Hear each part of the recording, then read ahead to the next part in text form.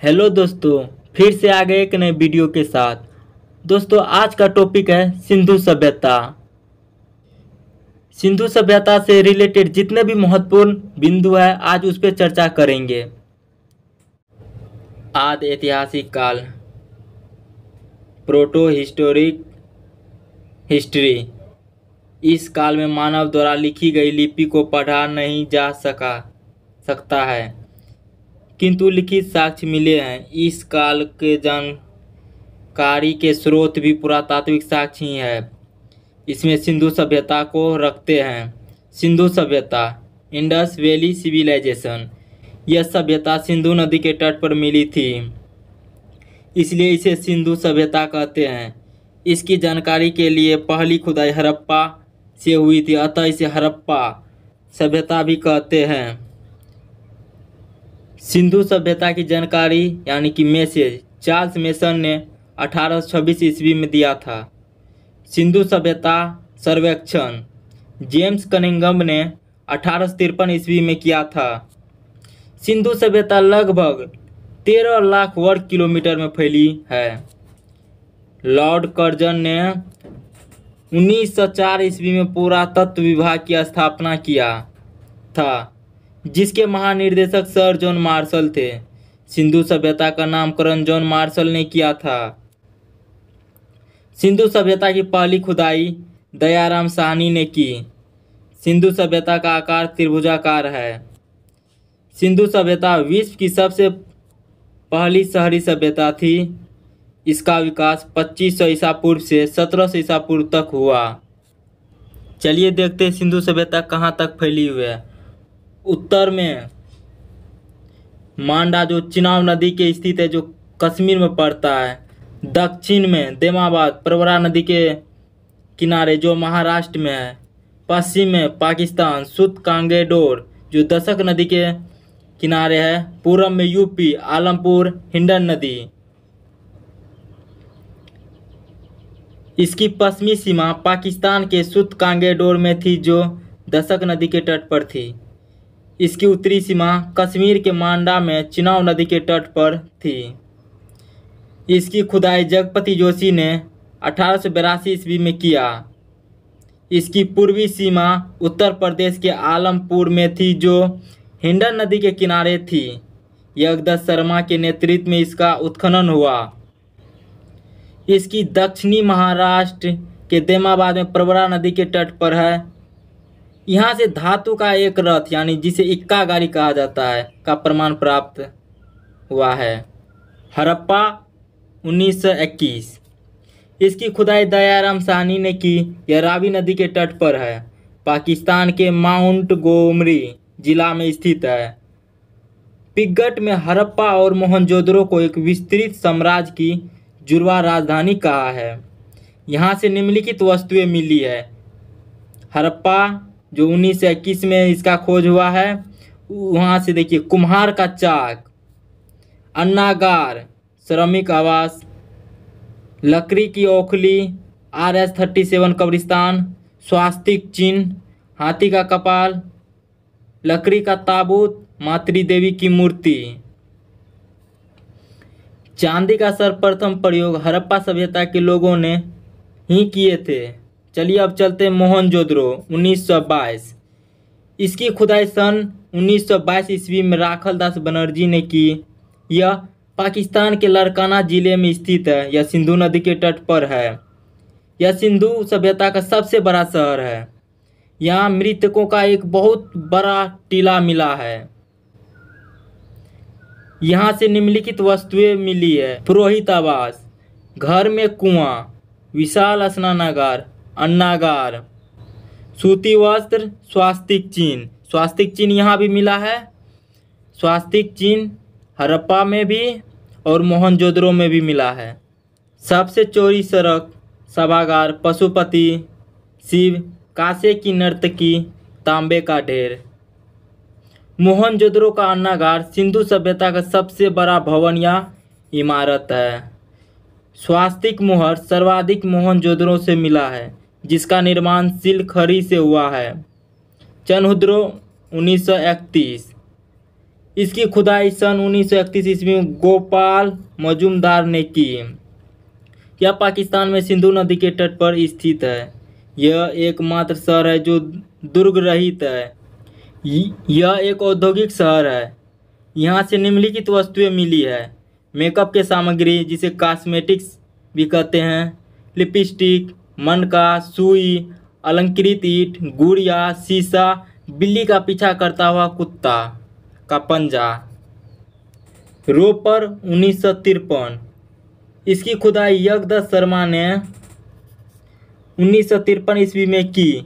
यह पंजाब के सतलज नदी के किनारे स्थित है। यहाँ मानव के साथ साथ उसके पालतू जानवरों का भी शव मिला है। ऐसा ही शव नवपाषाण काल में जम्मू कश्मीर के बुर्ज होम में मिला था। बनवाली। इसकी खुदाई रविंद्र सिंह ने की। यह हरियाणा में स्थित है। इसके समीप रंगोई नदी है। यहाँ जल निकासी की व्यवस्था नहीं थी, जिस कारण घरों में सोख्ता मिला है। यहाँ की सड़कें टेढ़ी मेढ़ी थी। कालीबंगा। इसका अर्थ होता है काली मिट्टी की चूड़ी। यहाँ से अलंकृत ईंट, चूड़ी, जोता हुआ खेत, हल एवं हवन कुंड मिले हैं। यह राजस्थान में सरस्वती, जिसे आजकल घग्गर नदी भी कहते हैं, के किनारे हनुमानगढ़ जिले में स्थित है। इसकी खोज अलमदानंद घोष द्वारा की गई। इसकी खुदाई बीके थापर तथा बीबी लाल ने की। धोलावीरा। यह गुजरात में स्थित है। यह सिंधु सभ्यता का सबसे बड़ा स्थल है। इसकी खुदाई रविंद्र सिंह बिष्ट ने की। सुरकोटदा। यह गुजरात में स्थित है। यहाँ से कलश, समाधान तथा घोड़ों की हड्डी मिली है। इसकी खुदाई जगपति जोशी ने करवाया। लोथल। इसकी खुदाई SR राव ने भोगवा नदी के किनारे अहमदाबाद गुजरात में किया। यह सिंधु सभ्यता का बंदरगाह स्थल है। यहाँ से गोदीवारा का साक्ष्य मिला है। यहाँ घर के दरवाजे सड़कों की ओर खुलते थे। यहाँ फारस की मोहर मिली है जो विदेशी व्यापार का संकेत है। यहाँ से युगल समाधान मिला है जो सती प्रथा का प्रतीक है। रंगूर। यह गुजरात में स्थित है। यहाँ से धान की भूसी मिली है। सिंधु सभ्यता का सबसे बड़ा स्थल धोलावीरा है जो गुजरात और पाकिस्तान के सेंटर में पड़ता है। भारत में सबसे बड़ा स्थल राखीगढ़ी हरियाणा में है। सिंधु सभ्यता का सबसे बड़ा शहर मोहनजोदड़ो है। कुनाल। यह हरियाणा के हिसार जिला में स्थित है। यहाँ से चांदी के 2 मुकुट मिला है। सिंधु सभ्यता की विशेषताएं। सिंधु सभ्यता एक नगरीय शहरी सभ्यता थी। यहाँ की सड़क एक दूसरे को समकोण यानी 90 डिग्री पर काटती है तथा ये पूरा पश्चिम दिशा में थी, जिससे हवा द्वारा सड़क स्वतः साफ हो जाती थी। नालियाँ ढकी हुई थी। अर्थव्यवस्था का मुख्य आधार कृषि था। इसका व्यापार विदेशों से होता था। सिंधु सभ्यता समाज 4 वर्गों में बांटा हुआ था: विद्वान, योद्धा, व्यापारी एवं शिल्पकार, श्रमिक।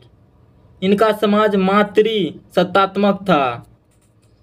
इनकी लिपि भाव चित्रात्मक थी जिसे पढ़ा नहीं गया। इस लिपि को दाएं से बाएं की ओर लिखी जाती है। इनके मुहर पर सर्वाधिक एक सींग वाला जानवर का चित्र था। इसके मुहरों पर गाय तथा सिंह का चित्र नहीं मिला है। हड़प्पा सभ्यता के मुहरों में सेलखड़ी का मुख्य रूप से किया गया था। सिंधु घाटी सभ्यता के लोग लोहे से परिचित नहीं थे, यानी कि सिंधु सभ्यता के समय लोहे की खोज नहीं हुई थी। यहाँ माप तोल के लिए न्यूनतम बाट 16 kg का था। सिंधु सभ्यता के लोग युद्ध या तलवार से परिचित नहीं थे। सिंधु सभ्यता में मिट्टी के बर्तनों में लाल रंग का उपयोग होता था। सिंधुवासी विश्व में कपास के प्रथम उत्पादक थे। सिंधु सभ्यता के विनाश का सबसे बड़ा कारण बाढ़ को माना जाता है। सिंधु घाटी सभ्यता के लोग कृषि भी करते थे, पशुपालन भी करते थे, परंतु उनका मुख्य व्यापार था। मेसोपोटामिया की सभ्यता 10,000 ईसा पूर्व। इसका विकास इराक के में टिग्रिस एवं यूफ्रेटस नदी, जो दजला फरात नाम से आजकल जाना जाता है, नदियों के मध्य में हुआ है। यहाँ की मिट्टी अत्यधिक उपजाऊ थी। यह सभ्यता ग्रामीण थी। इसकी अर्थव्यवस्था का मुख्य आधार कृषि था। इस समय के मंदिरों को जिगुरद कहा जाता था। मेसोपोटामिया की सभ्यता के 4 भाग थे: सुमेरियन की सभ्यता, बेबीलोन की सभ्यता, सीरिया की सभ्यता, कैल्डिया की सभ्यता। झूलता हुआ बगीचा बेबीलोन में स्थित है। यह बहुत ही इम्पोर्टेंट पॉइंट है। सिकंदर ने इस सभ्यता का विनाश कर दिया और इसके स्थान पर ग्रीक सभ्यता को थोप दिया। विश्व की सबसे पहली सभ्यता मेसोपोटामिया की थी, जबकि विश्व की सबसे पहली नगरीय सभ्यता सिंधु सभ्यता थी। मिस्र की सभ्यता 2100 ईसा पूर्व। यह मिस्र के रेगिस्तानों में स्थित थी। इसे नील नदी की देन कहते हैं। इस सभ्यता की विकास फिरौन के नेतृत्व में किया गया था। इस सभ्यता में पिरामिड, सूर्य कैलेंडर तथा मम्मी का विकास हुआ था, अर्थात इस सभ्यता का रसायन शास्त्र सुदृढ़ था। गीजा का पिरामिड सबसे प्रसिद्ध है, जो कि मिस्र में है। रोम की सभ्यता 600 ईसा पूर्व। इसे इटली में विकसित किया गया था। इन्होंने पूरे भूमध्य सागर पर अधिकार कर लिया था। प्राचीन सभ्यता में यह सबसे विकसित सभ्यता थी। आज भी इस सभ्यता के अवशेष सुरक्षित बचे हुए हैं, जो पर्यटन का आकर्षण केंद्र है। इस सभ्यता के 2 सबसे बड़े राजा जूलियस सीजर एवं अगस्टस थे। नोट: जूलियस सीजर की हत्या धोखे से उसके मंत्रिमंडल द्वारा कर दी गई। जूलियस सीजर नामक नाटक विलियम शेक्सपियर ने लिखा है। फारस की सभ्यता 500 ईसा पूर्व। यह वर्तमान ईरान में थी। इस सभ्यता का विकास तेजी से हुआ था। इन्होंने पूरे अरब प्रायद्वीप पर अधिकार कर लिया। इनकी भाषा फारसी थी तथा फारसी धर्म को मानते थे। सिकंदर ने इस धर्म का अंत कर दिया। स्पार्टा अपने बहादुर सैनिकों के लिए विख्यात है। यह ग्रीस के पास एक छोटा क्षेत्र था। स्पार्टा के मात्र 300 सैनिकों ने लियोनाइड्स के नेतृत्व में ग्रीस के 2000 सैनिकों को मात दे दी थी।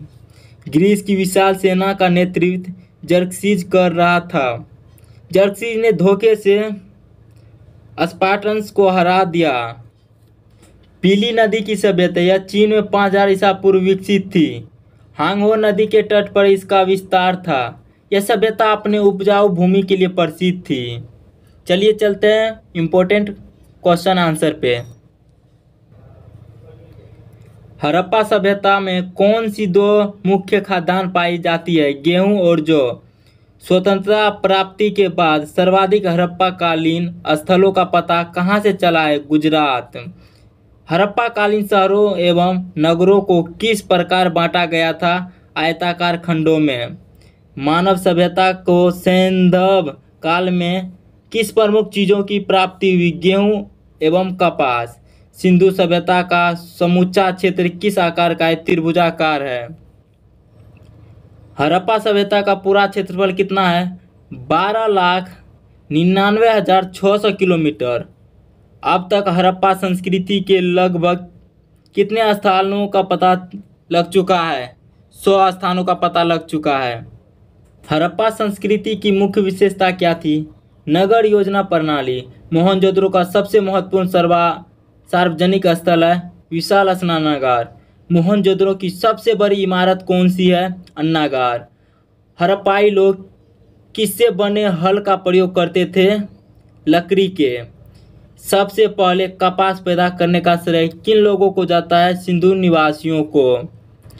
कपास को यूनान के लोग किस नाम से पुकारते थे? सिंडन। बुने हुए सूती कपड़ों का एक टुकड़ा कहाँ से मिला है? मोहनजोदड़ो से। मेसोपोटामिया अभिलेखों में सिंधु क्षेत्र का प्राचीन नाम क्या पाया जाता है? मेलुहा प्राचीन नाम।